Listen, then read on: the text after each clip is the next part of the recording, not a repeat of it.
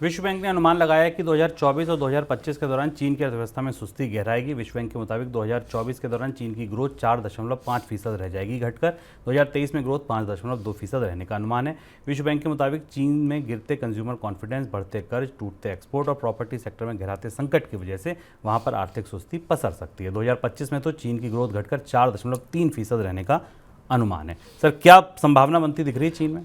चीन की अर्थव्यवस्था के भीतरी हाल खराब हैं। कर्ज, खासतौर से प्रॉपर्टी सेक्टर में जिस तरीके की समस्या दिख रही है, उसके बाद अब चीन की आर्थिक विकास दर 4% के आसपास आने वाली है। किसी ने सोचा भी नहीं था कि दुनिया में आर्थिक विकास का और ग्रोथ का इंजन अब केवल 4% ग्रोथ को मोहताज होगा।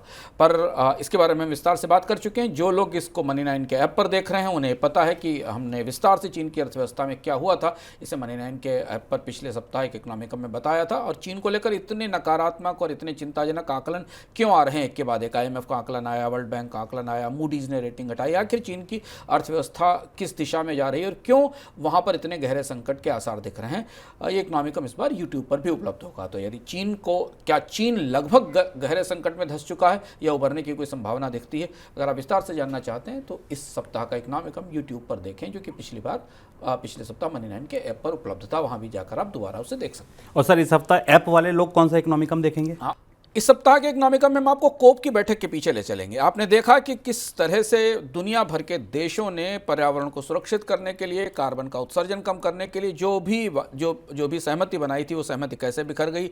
एक ढीला ढाला प्रस्ताव पारित हुआ जिसमें किसी ने कोई वादा और दावा नहीं किया। ऐसा हुआ क्यों?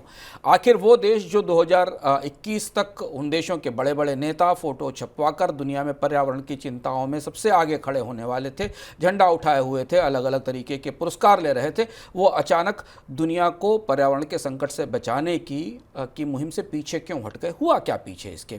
और कैसे पिछले 4-5 साल में दुनिया के सारे बड़े नेताओं ने दुनिया की बड़ी आबादी को पर्यावरण सुरक्षित करने के वादों के मामले में धोखा दिया है, और उस धोखे का रिपोर्ट कार्ड क्या है, ये हम आपको इस बार इकोनॉमिकम में बताएंगे कि अब कैसे दुनिया भर की सारी राजनीति पर्यावरण की चिंताओं से पीछे हट रही है और बड़े बड़े देशों ने अपने अपने देशों में दरअसल पर्यावरण को बिगाड़ने वाली चीज़ों के उत्पादन के लिए कितने बड़े कार्यक्रम बना रखे हैं। विस्तार से जानिएगा कुछ खास जानकारी जो कोप की बैठक से शायद आपको नहीं मिली होगी।